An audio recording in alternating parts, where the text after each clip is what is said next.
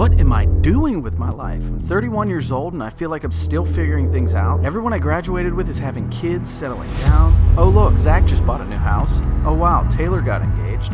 Lexi is having another kid. Just finished remodeling the deck to our new house. Thank you everyone for the promotion. Congratulations. Baby number 2 on the way.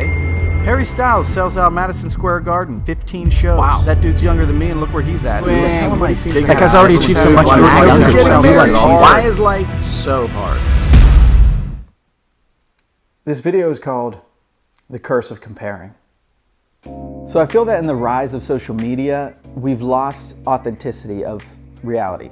And what I mean by that is, it's kind of a double-edged sword because nobody really wants to go on social media and share bad times. You don't want to talk about the relationship you just lost, or the promotion you just lost, or not getting that job, or a fight you just got in. We don't want to share those things. But what we do want to share is being on vacation, being on the beach, sipping that cocktail, at a party with your friends, getting that promotion, getting that new job, doing something cool with your lover, whatever it may be. It's common, we all do it. But what this has created for people is a false sense of reality. We only get to see the highlights and glory days of other people, and we begin to think that that is their whole life. And in return, we begin to compare our ups and downs of everyday life to other people's highlight reels. And we begin to think that their whole life is this way, and that's just not reality. And whether we do it consciously or unconsciously, we begin to compare ourselves to others.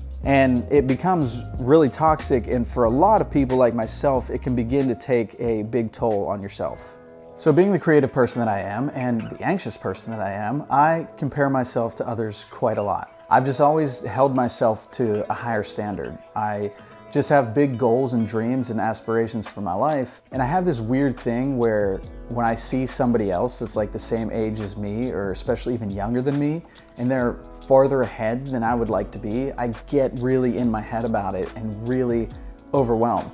And I just get mad at myself that I'm not farther along than I am right now, or I just feel like a failure or unsuccessful and all these different things. And it is completely unhealthy, and it doesn't do anything positive except make me really overwhelmed and stressed out. And I've started to become more self-aware and notice whenever I do these things and go down these rabbit holes. And I've developed a set of kind of categories that I continuously remind myself of that help me kind of get out of these rabbit holes and repetitive thoughts whenever I begin to compare myself to others.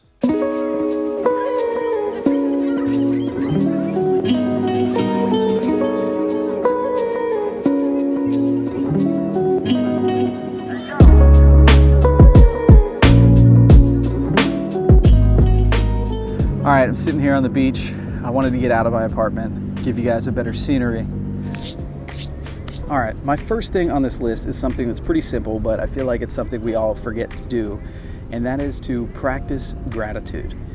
I bet we never thought that we would have to be grateful for just going outside and breathing fresh air and hanging out with people, but then COVID happened and we realized it was something we all took for granted. I actually was at TJ Maxx about a month ago and I found this notebook. It was called the 5-Minute Journal, and every day it has me write down 5 things that I'm grateful for.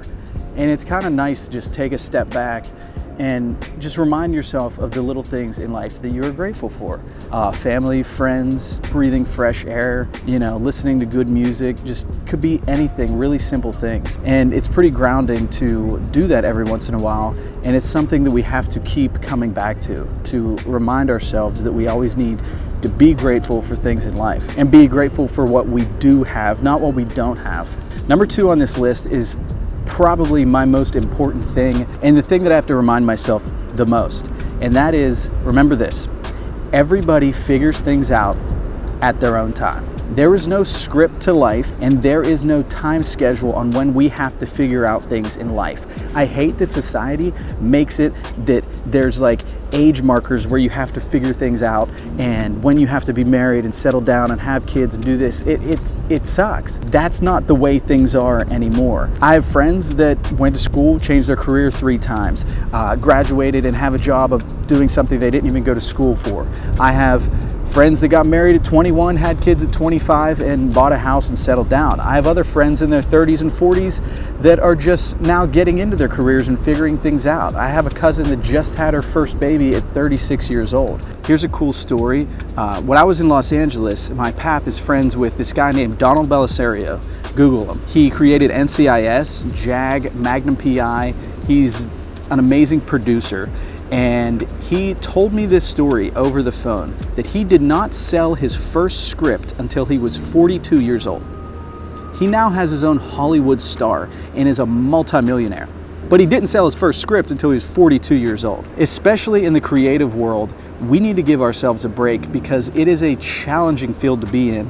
And sometimes it takes people longer to figure things out. So if you're not exactly where you want to be right now, that's okay. And I'm talking to a mirror right now because these are things I have to remind myself of every single day.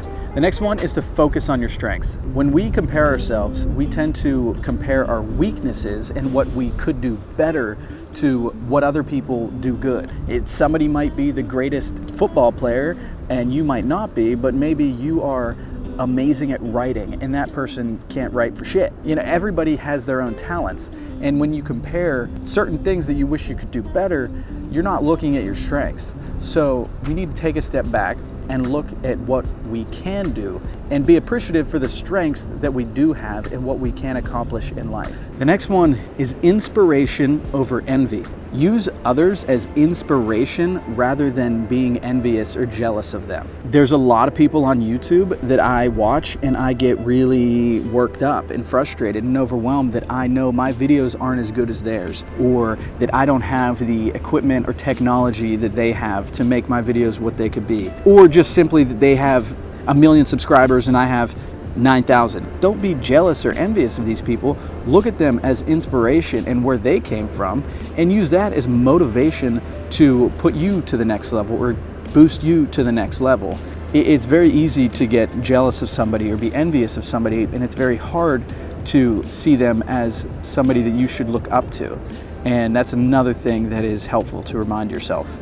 The next one kind of goes with the second one, but it's remember that everybody has their own story. Like I said, there's no script to how you should live your life. And also what I mean by everybody have their own story is you never know what somebody is going through. When you see their social media and they're happy and having fun and everything seems great, you never know what's going on behind the scenes. So it's not healthy to compare yourself to what you think their life is, because everybody has their own struggles and everybody deals with battles. If you watched Robin Williams, you thought he was the most amazing, happy, fun, go-lucky, just upbeat person, but then we know his story and how he ended up. And to be honest with you, a lot of times in the social media world, the people that post the most that their life is so amazing and perfect are the ones that tend to be struggling the most, and they're trying to cover it up with a facade. We tend to compare with what we see on the exterior of others for what we feel on the inside of ourselves, and that's never healthy to do. And the last one is to practice acceptance. Accept who you are, where you are, and what you're going through, and that you will figure things out at your own time. And one more thing that I will add is that in comparing yourself, it's also not healthy to compare yourself on the flip side. And what I mean by that is sometimes I'll go in a phase and I'll think to myself, well, that person's homeless and I have a roof over my head and I can sleep in a bed. I should feel better. I should feel happy, you know, I should blah, blah, blah, blah, whatever it may be. And it's not healthy to compare yourself in that manner as well, because then what you're doing, you are hoping that your feelings of how you should feel should match up with your reality. And that a lot of the times does not happen. When you think to yourself sometimes, well, I have a great, amazing family that I'm close with and that person doesn't, I should feel happier. That's not the case, and that's not going to happen. And that's also unhealthy to compare yourself to others in that manner. And what you should rather do is go back to the first one and practice gratitude. Rather than comparing, just be grateful that you're close with your family and you have loved ones that you can hang out with and talk to. You know, don't compare yourself to the other person that doesn't have that or does have that. Whenever you compare positive or negative, no matter what, it's not really going to end up with you in a good mindset.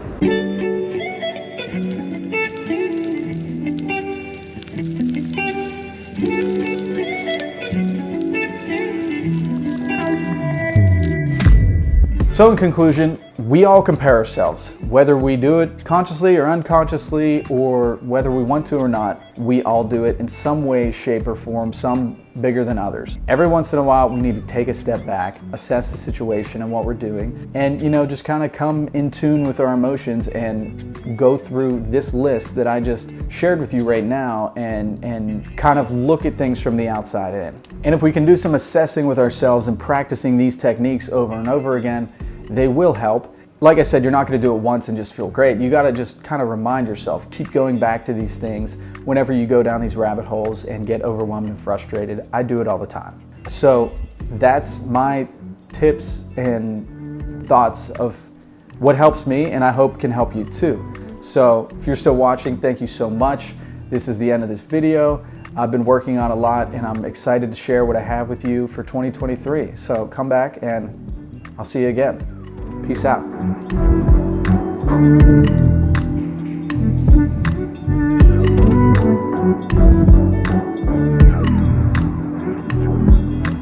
Some chick over there just got her ass out and she's screaming that she looks like a porn star. I'm not even joking.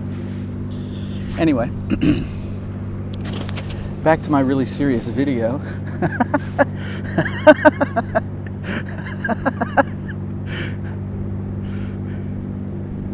I'll put that in the outtakes.